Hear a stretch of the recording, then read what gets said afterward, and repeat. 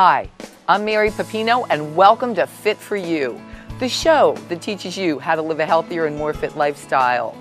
We're getting into August now. It's time to think about back to school, and we're so familiar with football and conditioning, and the young kids are playing soccer, but a sport we really don't think too much about is wrestling.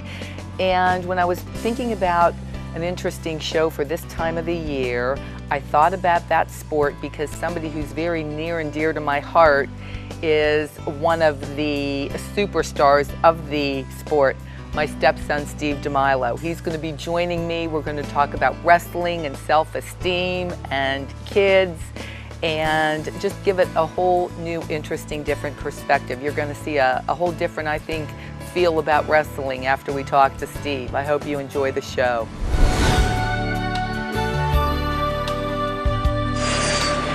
It is my pleasure to introduce you to somebody who's very near and dear to my heart, someone who I truly admire, my stepson, Stephen DeMaiolo. Steve, welcome. Thank you. Thanks for having me. We're so honored to have you. And the reason why, like we were talking about, it was so important for me to have you on this show. We're talking about kids going back to school and kids getting involved in sports, and there's so much talked about childhood obesity and things like that. And you have been such an inspiration and mentor to so many in a sport that really doesn't get a lot of publicity in comparison to basketball and football and baseball. So you're the wrestling master. Tell us how you got started into wrestling. I wrestled for Canfield, and now I teach and coach at Canfield. So I got started actually in 8th grade. I, growing up, had some big basketball dreams, but obviously when you see me stand up, those didn't really pan out.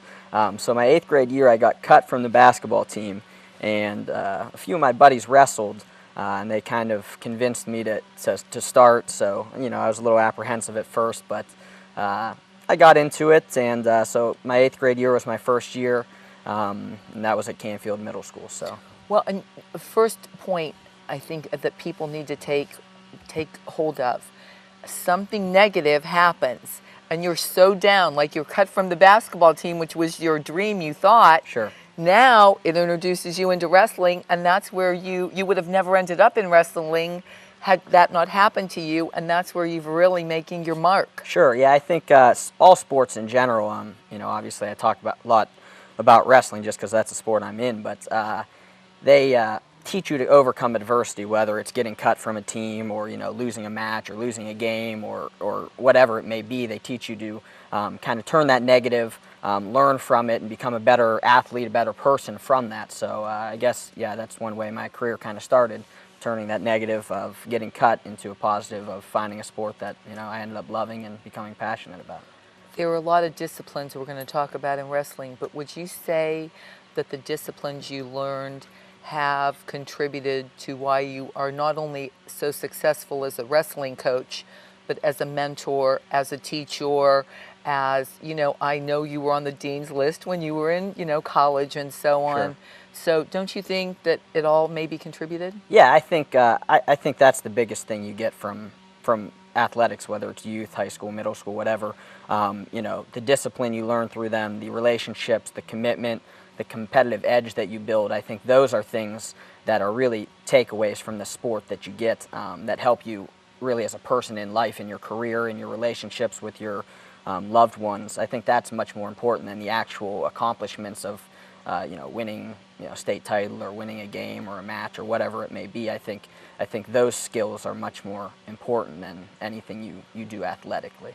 And wrestling is interesting because it's a team sport, but it's not a team sport. Tell us, the difference there. Sure. There's a team aspect of it where when you're facing another team, say Canfield's wrestling Poland, you're accumulating points as a team, but there's also a huge individual component that a lot of the other bigger sports like football and basketball baseball don't have, where you're out there, you're wrestling an opponent, and you make a mistake, there's no one to cover up for it, everybody sees it, you don't have anywhere to hide, whereas some of the other sports, while are great sports, you don't always see that the left tackle didn't do this or the guard didn't do this in football. in wrestling, when you're out there wrestling on the mat, it's just you and your opponent, and everybody can kind of see what's happening, and you don't really have anything to hide behind. So I think that's a big part of it. You have to really be on your game. Yeah, you have to be on your game, and you also learn to be humble and learn that you're not the best always, and there's always probably someone better than you out there, and you take those negatives or that match that you lost or that whatever happened, and build off of it. But I think that's one of the beauty things about wrestling. When I got to know you, had already started your high school wrestling career. Sure. And I remember the grueling, workout from early in the morning, and you're focused 24/7 because, you wanted to make weight. You wanted to make sure that, you weren't overweight and so on. Sure. Let's talk a little bit about, about the weight classes and weight is so important. Why? Yeah, that's another thing about wrestling. Obviously, like I said, I'm a small guy, so wrestling, similar to boxing, people probably have some experience with that. There's weight classes, so as in high school I wrestled 112. I wasn't wrestling kids that were 150 pounds. It's kind of fair in that way. But now, just so to put it in perspective, you're a couple inches taller than me, and I'm about 118 before I put anything in my mouth in the morning. So you were wrestling at 6 pounds less than where I'm at right now, and you're taller than me. Yeah, well, I was a little more lean in my high school days, but yeah, I think. Well, you look great, but I'm thinking that's really lean. There's a discipline to it where, a lot of people, there's kind of a negative connotation on wrestling sometimes in sports like boxing, where people are saying you're cutting weight. And that's not necessarily what it is. You certainly don't want to do that yo-yo where you're up and down. You want to maintain a healthy lifestyle 12 months of the year, so you're competing at a maximum potential there, where your body's where it should be. I think, like you talked about childhood obesity, I think in America a lot of times we think that you should be big and this and that, but really it's more about being lean, being at your best body weight. There's a lot of things that go into that body fat percentage, and they measure all that and calculate all that stuff too. So, but yeah, there's different weight classes that separate kids, so you're kind of now the reason for the weight classes is to keep it so everybody's wrestling within their fair parameter, correct? Yeah. So they go, the lowest now is 106 all the way up to heavyweight, and the maximum on heavyweight's 285. So now this is something I never understood. It seems like everybody wants to wrestle in a lower weight class. Sure. And struggles with diet to do that. Sure. And why? Well, certainly not everybody does that. A lot of people, they get down to a lower weight. What it really does is it maximizes your strength potential versus other kids your size, and it's kind of a tough thing because other kids are coming down. So if you don't go down a little lower, then you're wrestling kids that are maybe bigger and stronger than you naturally. So it kind of forces kids down, But done right over a 12-month period, it's really more just about maintaining a healthy body, healthy lifestyle, rather than dropping dramatically. But when I look at the different sports and just general weight maintenance and so on, we're really getting down to the core fundamentals, whether it's wrestling or football or trying to lose weight, whether it's men or women. It's about eating high quality foods in every food group and drinking a lot of water. Sure, yeah, absolutely. I mean, I think, just being smart about your food choices. Like you said, water is key. A lot of times people in sports drink a lot of sports drinks, and while those are good probably while you're competing, because they have electrolytes and those sorts of things that your body's being depleted of during those times, they're not really a healthy thing to have, just while you're sitting around or watching TV or even with your dinner. Water is really the key. I mean, having a lot of water, and like you said, eating, good proteins and stuff like that, staying away from a lot of And I think we stick starches. with the balance. Yeah, the starches, you want the high quality. I think people confuse carbohydrates. Starch is one group of carbohydrates. Sure. But you want your fruits and vegetables, correct? Mm-hmm. You want your lean proteins. Yes. And you do want a good amount of fat. I mean, you want a fair about 20-25% of your diet to be the good healthy fats. Yeah, absolutely. And that's like another misconception, I guess, is that people are just starving themselves, when really, during wrestling season when I was competing, I ate breakfast, lunch, and dinner. I ate smaller portions than I typically would, probably more healthy portions than most Americans eat, and I certainly do now. But it's eating smart, it's working out, it's all those things. They all kind of tie in together. You can't have one without the other, really, if you want to have a healthy lifestyle. So. And it's important, I think, that you're eating throughout the day and not saving up all your calories for one big meal, because that's not fueling your body efficiently. No, certainly you don't want to just wait and have a huge dinner when you're doing a sport and you're competing. In the morning we practice, in the afternoon we practice, and your body needs the fuel for each one of those individual workouts. And if you're just saving it all for the end, that's not really, doing your body any favors. So. We broke the workouts out, and we're going to demonstrate later. You were kind enough to bring one of your wrestlers. Sure. We're going to get to meet him soon. But when you break everything down, we've got the preseason, we've got the in-season, and we've got the overall the postseason. Sure. Yeah, there's off-season, postseason. Off-season. Yeah, there's kind of 3: postseason, preseason, and in-season, and they're broken down. And obviously, within those, you're going to have periods of time where you're really working hard, you're really pushing yourselves, and then other times where you, maybe take your foot off the pedal a little bit, let your body kind of relax and heal up and get healthy. So there's different things you do during each one of those periods. Would you agree you can eat quality foods, but you can have more calories maybe when you're in off-season and pre-season, because that's when you're really trying to build the muscle?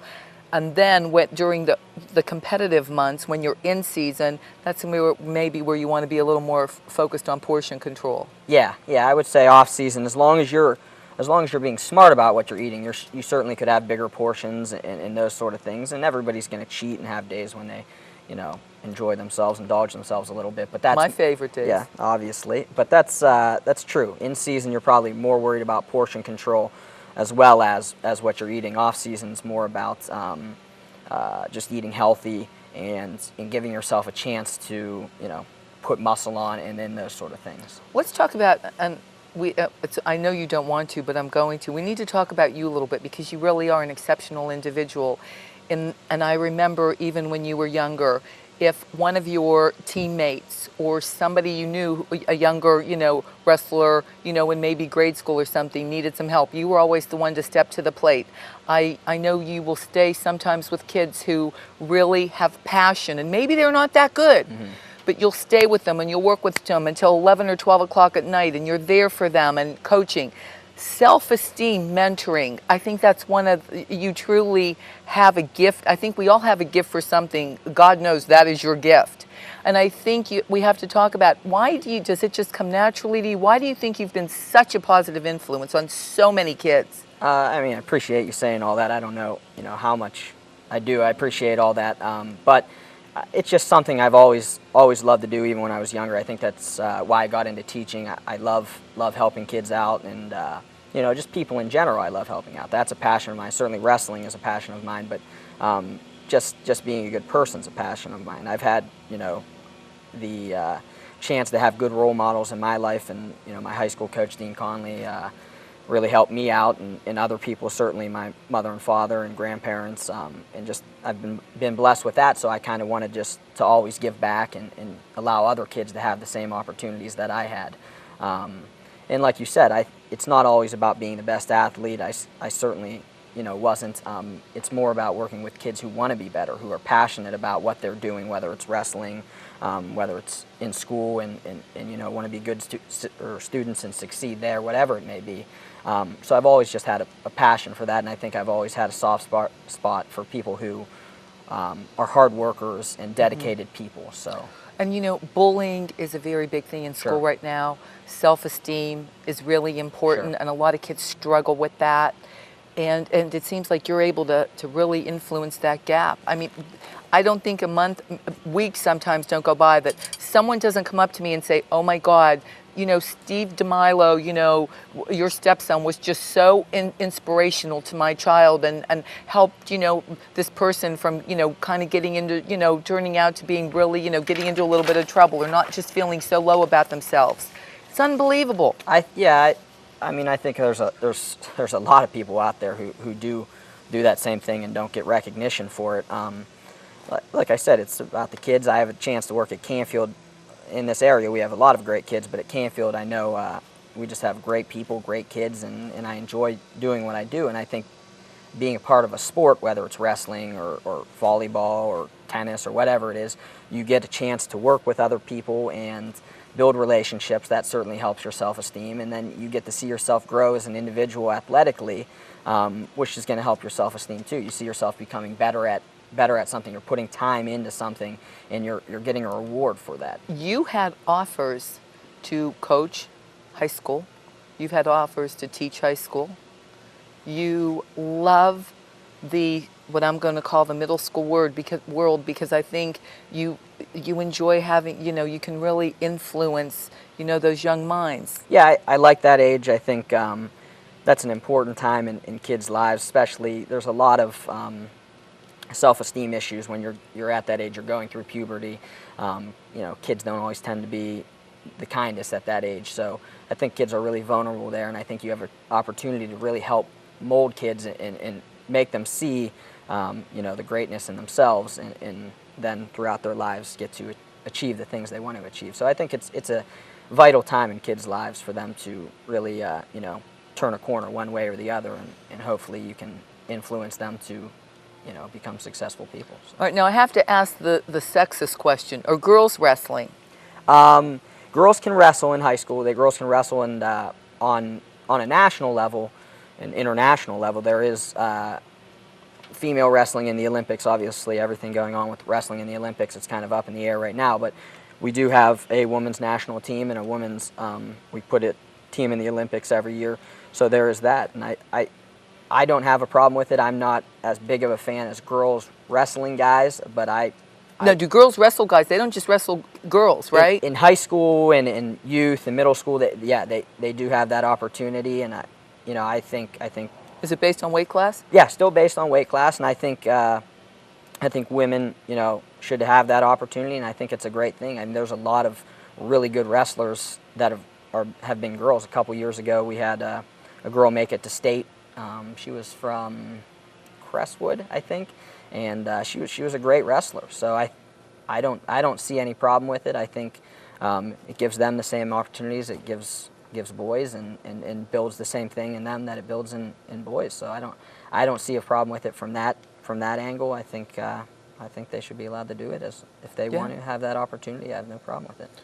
Much like diet, when we talk about the conditioning from the exercise perspective, there again, a lot of basics that you find in keeping fit and healthy at any age, for any sport, and at every stage in life. You told me the number one thing you focus on, first of all, is flexibility, and then strength. Flexibility is key, right? Yoga? Yeah, yoga, Pilates, all that stuff.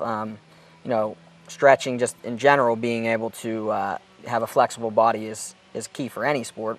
One, it helps you athletically, but two, it reduces injuries and those sort of things, which is obviously key to competing at your maximum level. So, we encourage our kids to do those sort of things, and we do stretching with them. A lot of them do Pilates and yoga on their own, and that sort of stuff. So. Yeah, and things that sometimes, especially young guys or young boys, are like, oh no, but it's really important for them too. Yeah, I think the attitude towards yoga and Pilates is changing. I think more and more guys are getting involved in it, seeing the benefits of it, and really not being afraid of it. It's a great thing. Strengthens core, which is huge in wrestling and in most sports. That core strength is key. And we go back to that again. Now it seems like that is the focus. The prior show we did was on golf, and we've done shows on on different things about Pilates and just getting in shape. It's always about the core. Yeah, golf is a great example. Having a strong core and being flexible are really going to help you there. I mean, haven't helped me too much. I'm not the greatest golfer, but that's not true. But okay. But golf's a great example. I think you'd be hard pressed to find a sport where you didn't need to have a strong core and be flexible to be successful. So we're going to demo some of the strength training exercises in a little bit, but we talked about the flexibility. Talk about the conditioning, the running, the cardio. What is the jogging? What do you like for the endurance? What do you like for the cardiovascular? Wrestling cardio is huge. When you're out there for pretty much in high school 6 minutes. 3 2-minute periods, so you're out there nonstop for 6 minutes, really moving and pushing, and not only dealing with your body weight but another person's as well. So you have to have good set of lungs. You have to have a good gas tank, as we call it. So we run a lot of sprints. We do a lot of distance running too, especially in the preseason. But once we get into season, it's more short burst sprints, those sort of things. We do a lot of sprints with like body weight, so maybe you're carrying sandbags, or you're doing buddy carries where you're carrying another guy around your weight while you're doing them. Personally, I think there's no substitute for just wrestling. I mean, there's nothing that's going to get you in shape for wrestling like wrestling. So we do a lot of live wrestling where you're wrestling in practice, full speed, full strength, with your teammates and stuff like that. You cut back on that days before matches and those sort of things, but I think that's probably the best thing to do for conditioning. When you're in season, one match, how often are the kids wrestling? Once a weekend, twice a weekend, during the week? It depends on the level. You'll have at least a duel, which is you and another team during the week, and then a lot of times on the weekends you'll have tournaments where you'll go and it'll be several other teams. We go to a tournament where there's 30 plus teams, and they put you in brackets, much like people are familiar with brackets and March Madness and that sort of thing. They put you in brackets, and you wrestle individual kids, and you move on, and if you lose, you drop down to the loser's bracket. If you lose 2, you're out. So, but back to the original question, usually a match during the week and maybe a tournament on the weekend. So a couple times a week. That differs. Some weekends maybe you don't have a tournament or you don't have a dual meet. But if you make it, let's say that you're in a bracket, so-called match, if you make it all the way to win, how many times are you wrestling during, how many brackets are you making it through? I mean, you could be starting on Saturday, right, and finishing on Sunday, and how many times could you have wrestled? 10? Yeah, I mean, it depends on the size of the bracket, how many teams are there. Yeah, you could wrestle, 10 times in 2 days would be quite a bit, but if you made it all the way through, you could wrestle in a bigger bracket up to, 8, 10 times. In the summer, you'll meet Steve later. He just went to Fargo and wrestled for Greco, which is a little bit of a different style than high school style, but they had 23 mats, and I think his weight class probably had upwards of 50 kids in it. So the kid that won that probably wrestled 10, 15 times. So how many different styles are there? You talked about Greco, you talked about high school being a little bit different.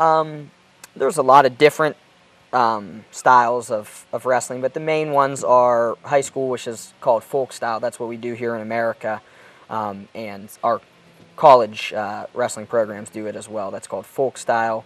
And then there's the Olympic styles, which are Greco-Roman and freestyle. Those are slightly different.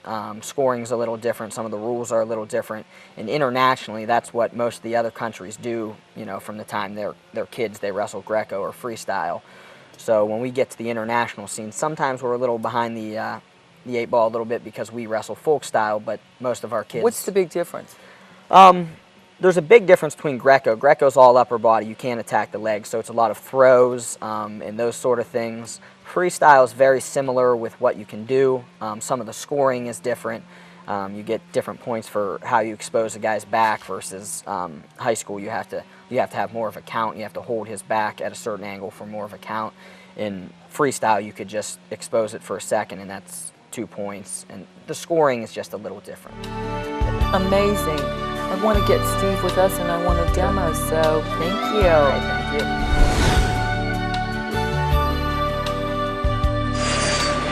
There's nothing like hearing it from the horse's mouth, so to speak.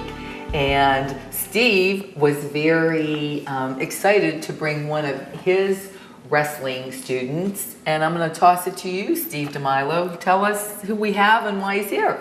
This is Steve Daprile. He's going into his senior year at Canfield. I coached Steve in middle school, 7th and 8th grade, and a little bit in 6th grade. I've known him probably since he's been about in 5th grade. I've coached both of his older brothers too, Leo and Lucas. So I'm pretty close to him and his family and those sort of things. And I brought him for a couple reasons. One, he's a good wrestler.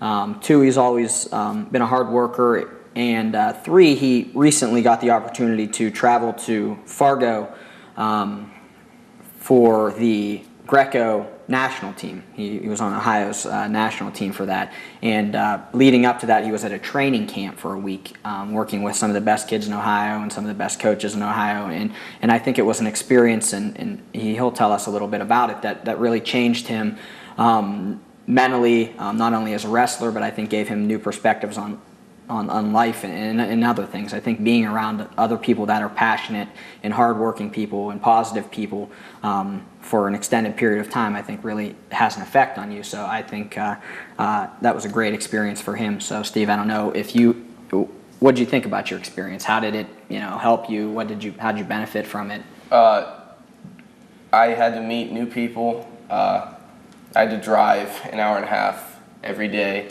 and I had to get tough quick or back out, because toughest kids in the state, you got to rise up to the occasion. Sure. And I've known Steve for a long time. We've talked about one of the last kind of things to develop with his wrestling game is kind of his mental piece. Not that he wasn't a tough kid physically, but he always had a tough time getting over the hump, as many kids do, of facing adversity and overcoming that. So I think that probably helped you there. Coming back, you could tell you're a different kid. You're more positive. And what helped you turn that corner? My failures at the end of the season, honestly. What were the failures? Just at sectionals, I didn't do as good as I would have liked to, and it hurt, it stung, and I just don't want it to happen again. I don't want to just not screw up. I want to achieve my goals. And here's another great example. A negative led to a positive. Sure. So there again, don't let something negative that happens to you drag you down. Right. Mm-hmm. You can rise above that and turn it into a huge success. That's fantastic. And I understand that you had an injury when you were younger. Yeah. And with an eye injury? Yeah. And you were able to overcome that? Yeah, it took a while. 7 surgeries. I got injured in 2nd grade. I had my last surgery going into my sophomore year. So, And did you wrestle through the period of time when you were, during recovery periods of time? During those years? It was spotty. I'd wrestle, I'd have a surgery, I'd be out for a month and a half or however long it was, depending on the surgery. I never didn't wrestle a season because of a surgery. But you came back. You went through your healing process, and then you got back into it. Right. Yeah. And I don't think people realize sometimes, what drive and passion and commitment that takes. It's such an inspiration. Sure. I think, like you said, that's another adversity Steve's had to overcome, and he's done a great job with it. I know it's been tough on him and his family, but he's really overcome it and done a great job. And we're going to talk about conditioning a little bit, and you're very lucky because your mother is an outstanding personal trainer, Robin, so you get to work out with her. Yeah. Great, and I know you get great guidance from Steve. Yeah, very good guidance. All right, and then tell us a little bit about, I think one of the most important things, correct Steve, that your wrestlers wear, headgear? Yeah, headgear, this is just a basic headgear here. It's mainly to protect your ears if you ever see... I'll put it on. Sure. A lot of boxers or wrestlers or anybody that's in the martial arts, sometimes they have cauliflower ear, and this really protects your ears in your head from any sort of injury like that. So. And I know they need the wrestling shoes, which are very soft and pliable. Yep. Any other gear required for wrestling? We wear a singlet, which is basically just spandex, and that's pretty much it. All right. Let's talk a little bit about, because we're going to show some conditioning exercises. Sure. So pre-season, we talked about doing less repetitions. We want to do a little bit heavier weight. We want to eat a little bit more, because that's when we really want to build our strength, correct? Yeah, in the off season, you're really looking to, put on muscle mass and build your strength and those sort of things. So you're eating bigger portions. You're, like you said, less reps, more weight. And what are some of your favorite exercises? One big thing in wrestling is really your hips and being able to explode. It's certainly big in a lot of other sports too, but cleans. I'm not going to give you a bar, but can you demonstrate a clean, or can you do it without a bar? Yeah. Okay. You just would pick up your bar. Ben's is back there, brings it up. Squat. And then It's the clean and jerk all the way up. Now I'm going to have you turn to the side and do it, and I'll tell you why it's important. Go ahead. But really, it's just it's a lot of explosion through his hips. Obviously, he doesn't have a lot of or any weight, but it's a lot of explosion through the hips, building your hips. It's really a full body exercise as well, upper body and lower body. Okay, so I want you to demonstrate a clean jerk. Steve, you talk about the importance of this exercise. Go ahead. Okay. Nice and slow. Typically, we just do clean, so Steve's going to demonstrate a clean, like he'd have a bar there. He comes up and explodes through his hips there. Okay. And that explosion's important, isn't it? Yeah, that explosion's important in many sports. Football, you're going to explode nice and through the slow. line. Down. Explode. That whole pelvis is coming forward. Yeah, so in wrestling, that's really big. If you're in on a shot, exploding through it and finishing is really important. So that's really a big lift for it. Also, it's upper body and your legs as well. It's really a full body exercise. So that's probably one of the most important lifts for wrestling, and I think a lot of contact sports. We do a deadlift too. Want to demo deadlift for us real quick? sure, just like at your knees. At your Now, knees. slightly bent knees, Steve. Go ahead. You keep going, Steve Daprile. I mean, when we do deadlifts more, I bend down here at my knees to keep my back straight, and I come up here, right there. Perfect. That's just in through your hips. Now, I'm not as well versed in a lot of the strength areas. We have other coaches that are better there. But those are two major lifts. Certainly squats also. Once again, that's lower body and explosion there. Bench press, and then anything pushing and pulling. Really, in wrestling is big. When you're wrestling, you're pushing and pulling a lot. So biceps and triceps. Before we get to that, I want to talk a little bit about the calves, because when I was looking at exercises for wrestling, and legs were so big because of the strength factor. Sure.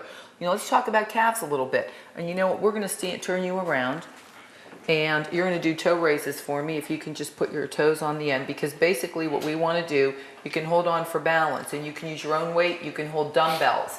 But the important thing is we want those calf muscles worked, and we want strength in the calf. Sure, absolutely.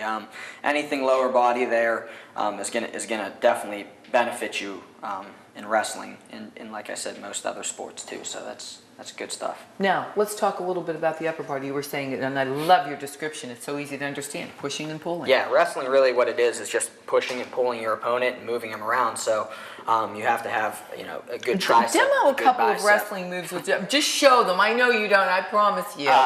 You can't, I mean, I'm not going to hit any moves, but in general, you're trying to get my opponent to be out of position so I can take him down. And to do that, you have to set him up. So I'm going to push him, I'm going to pull him, I'm going to bang on his head, snap his head down, push into him, pull him, those sort of things. So to be able to do those things effectively, you have to have, good muscle up there, tricep, bicep, chest, pushing and pulling there. So let's do a little bit of chest press, right? Sure. That's very important. You want to lay down on the bench. sure. We're not giving you a whole lot of weight, so this should work. Right. And I think one of the most important things here is determining what angle of the chest you want to work, because you can do a flat bench, you can do an incline bench. Yeah, you could do incline, you could do Now- flat, decline. Right, and now his hands are probably not quite shoulder width apart. So I would say that's working one angle of the chest. Yep. Then I want you to take your hands out wider. Take the bar back. Give me a wide. Now you're working an even wider area of the pectoral muscle. Sure. So you're getting a little bit more there. I want you to put your hands together, because this is another interesting exercise for me. No. Yeah, close grip. Now we're doing a tricep exercise. So we're able to do with a bench and a bar, multiple exercises just by moving our grip, widening, shortening. And I think you can, and you can do the same when you're squatting with your feet. You can have them straight, you can have them V'd out, you can V them in a little bit. Yeah, there's a lot of different things you could do with just one exercise there. So. Right. Repetitions now. When you're pre-season, you're going to put enough weight on here that you want about 8 to 10 your first set, maybe 6 to 8 your second, Sure. and maybe 4 to 6 your third. Yeah. Now, when you're in season, you want 15 to 20, don't you? So, Certainly getting more reps is beneficial there, and everybody has their different way of doing it, an own opinion, but just in general, probably more reps, less weight in season, and lower reps, more weight out of season is kind of a good rule of thumb. So. Leg real quick, because these are two that I know we're just going to adjust the weights and repetitions. I think these are good all year round, pre, in, and post. Leg extension, which is really a great one. We're going to have you seated here, and you're just very simply going to take it up nice and slow, going up and taking it back. One of my favorites. Yeah. I love it. Really, really good for the legs. And then I want you to demonstrate too. That's for the front of the thigh area, front of the quad. I'm going to put you on here. We're going to do some hamstring, which is the back of the thigh. You might want to take some of that weight off just for demoing. Okay, and I want you to hold it perfect, nice and slow, up and down, nice and slow. Take it up, slow, take it down, slow. Take it up, slow, take it down, slow. Perfect. But there are so many things you can do, but I think the most important thing is when you're doing an exercise routine, make sure that you understand you're doing different exercises, even if it's for the same body part. Because like when you're working your quad, you're getting a little different angle on a leg extension than you are on a lunge, than you are on a squat. So it's important to really look at the overall, at the overall body part, and then various exercises to work the whole entire area. Okay, I'm going to demonstrate an exercise because it's so important, like we talked about with anything you do, your core. And this is one that's pretty simple. So you want to take a light bar behind your back. You don't even need to use weight if you don't want to, but you will probably build up to wanting a little bit extra. All the bar is providing is a little bit more resistance for me. Hold your abdominals in tight, hold your tummy in, and you're going to lean forward nice and slow. Everything you want to do is controlled. But I'm letting my core take me down. Knees are just slightly bent, and then I'm letting my core take me up. And what I'm working is my abdominal area, my stomach, when I'm also working my back. And that's what's so important because you're really getting that full body exercise. What you don't want to do is be jerking yourself down, jerking yourself up. That's not it at all. Everything should be nice, slow movements with a lot of control. The more control you can exert when you're doing exercises, the better it is for the body and the better condition you have to be in, because you are utilizing, it's very easy to jerk yourself around, do a much heavier weight than you really should be doing and take the form away from the exercise. Not good. Let's talk about curls real quick, because that's another one that I think is really important.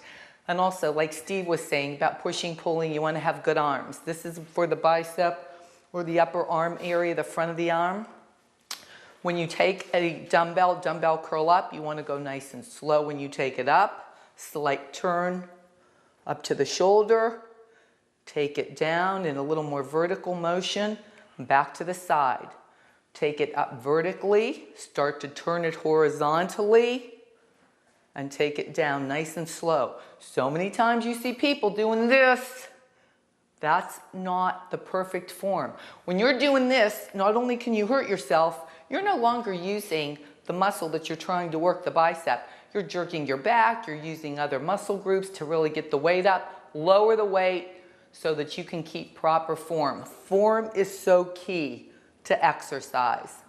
Any other tips we want our viewers to walk away with? We want them to be limber, we want them to be passionate, we want them to be disciplined, we want them to eat a good diet all year round. No, I mean, I think in general, just, attacking whatever it is you're doing, whether it's school, whether it's wrestling, football, basketball, volleyball, whatever it is, track and field, just having a positive attitude about it, and being a hard worker.